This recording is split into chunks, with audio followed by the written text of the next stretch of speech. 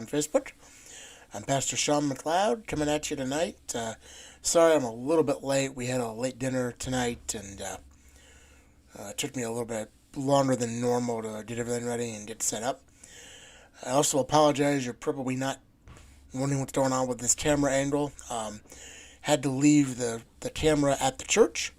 That's an awesome thing because it means we're getting ready to reopen for in-person worship, at least, on this Sunday, June 14th. There on Hopley Avenue in Bucyrus. I hope everyone is doing well. I know the last couple of days been very trying, and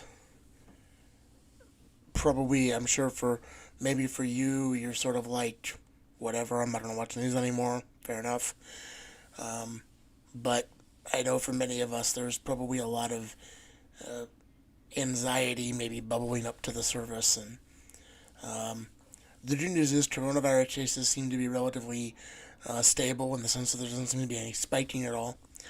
And there seems to be, the numbers seem to be trending in the opposite direction, at least as near as I can tell. You know, I'm not by any means an expert on some of this stuff, but it's good to know that.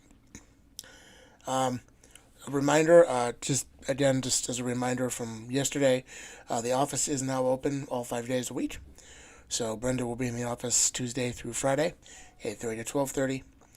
And again, reminder, we are opening for in-person worship.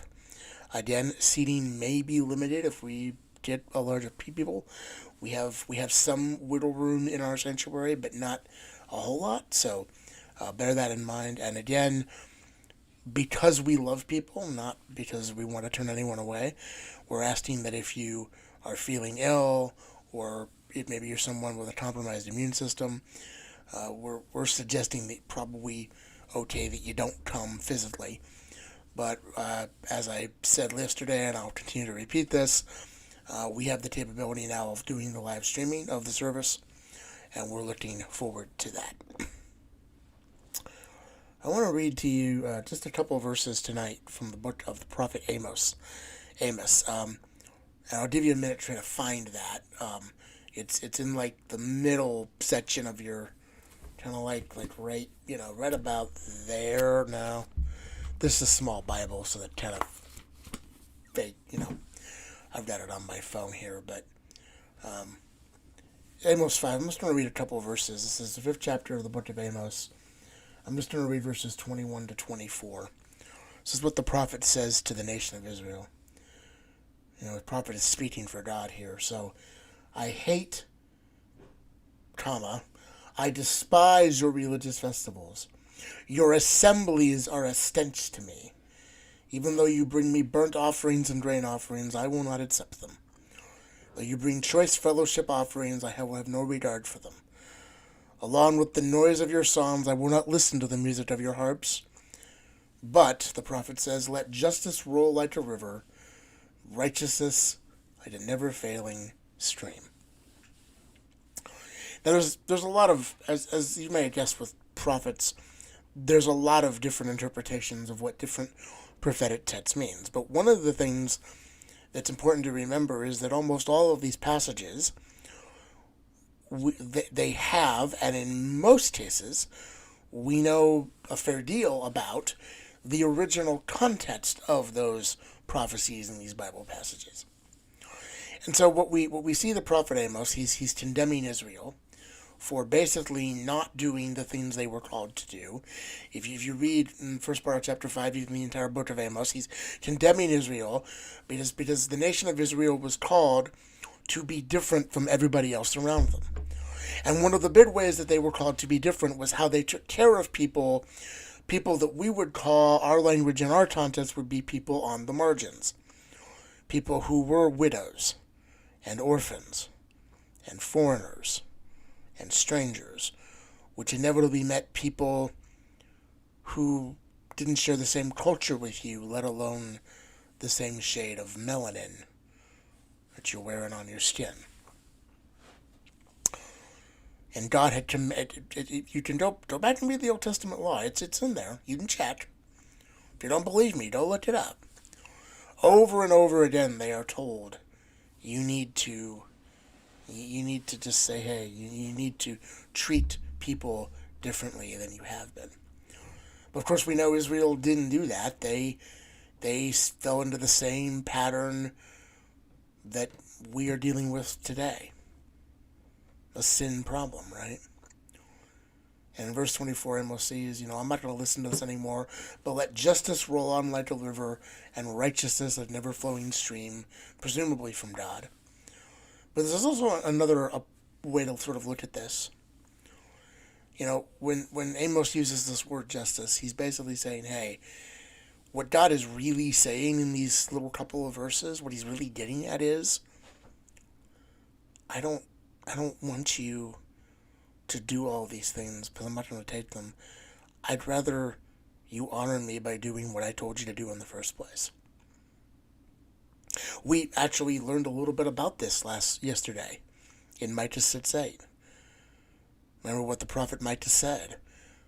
I have told you, O human, what you must do.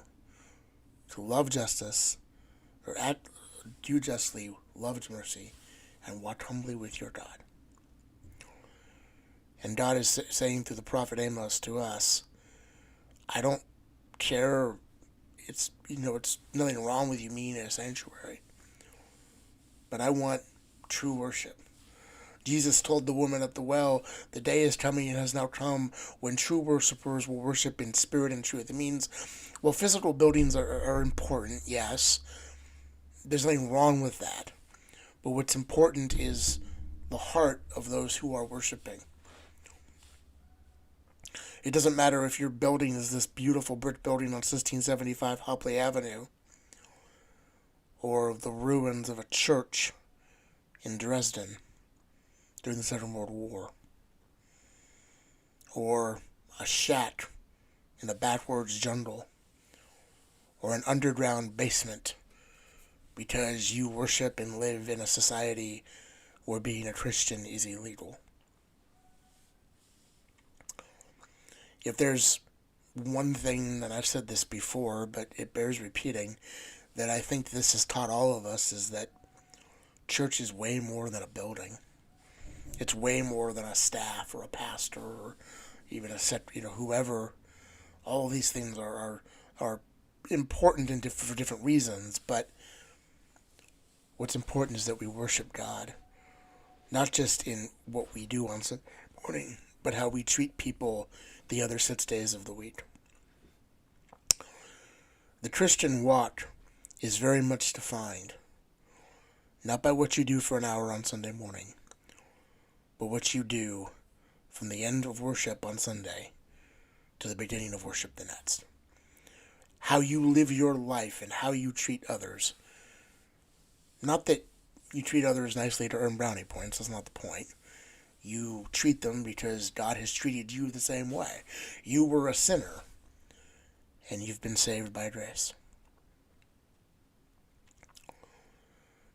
I think that's a message that our society needs badly right now. We need to hear it too.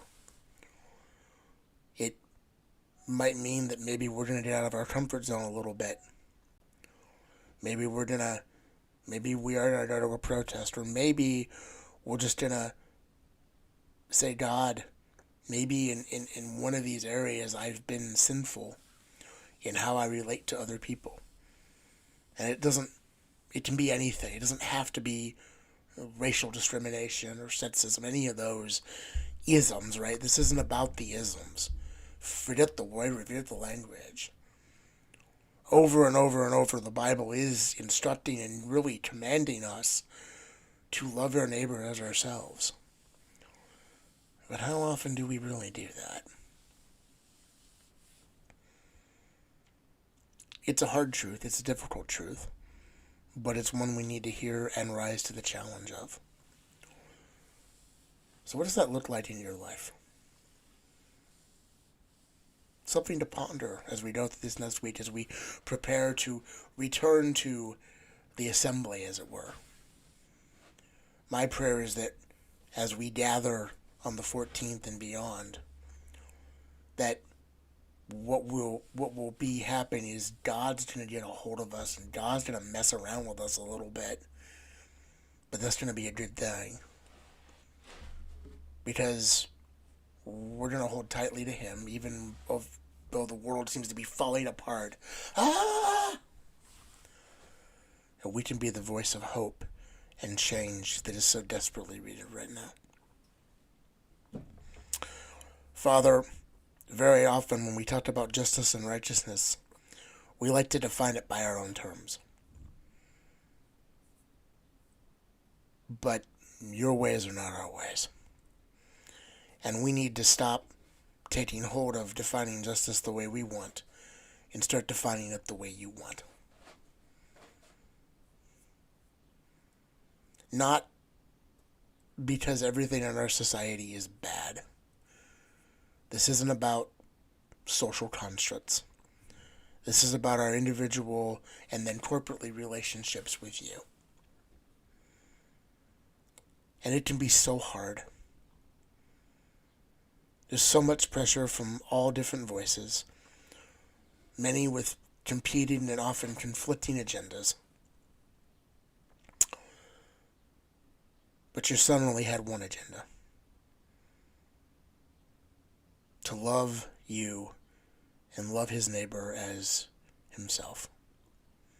To love all of us. Help us to see your justice and righteousness. In Jesus' name, amen. There will be, here's what we're going to do this week. There's going to be a live stream tomorrow night. And then I'm going to take a break until next week of the live streams. So there won't be a live stream on Friday or Thursday. We're also taking a hiatus from Bible study. That gives me just a little bit of a break just to catch my breath.